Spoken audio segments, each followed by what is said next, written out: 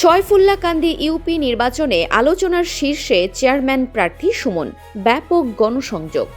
ব্রাহ্মণবাড়িয়ার বাঞ্ছারামপুর উপজেলার ছয়ফুল্লাকান্দি ইউনিয়ন পরিষদ নির্বাচনে চেয়ারম্যান পদপ্রার্থী ওমর ফারুক সুমনের ব্যাপক গণসংযোগ অনুষ্ঠিত হয়েছে।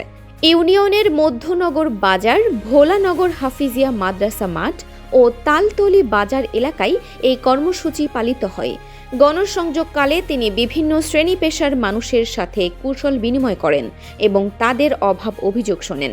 এক সংক্ষিপ্ত বক্তব্যে ওমর ফারুক সুমন বলেন, নির্বাচিত হলে ছয়ফুল্লাকান্দিকে একটি আধুনিক, উন্নত, সন্ত্রাস ও চাঁদাবাজি মুক্ত মডেল ইউনিয়ন হিসেবে গড়ে তুলব। সাধারণ মানুষের অধিকার, সম্মান ও সেবা প্রাপ্তি নিশ্চিত করাই আমার প্রধান লক্ষ্য।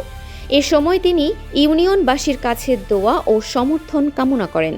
এই কর্মসূচিতে স্থানীয় বিএনপি, যুবদল, কৃষক দল সহ অঙ্গ সংগঠনের নেতৃবৃন্দ, ভেলানগর উত্তরপাড়া আদর্শ যুব সংগঠনের সদস্য এবং বিপুল সংখ্যক সাধারণ মানুষ স্বতঃস্ফূর্তভাবে অংশগ্রহণ করেন।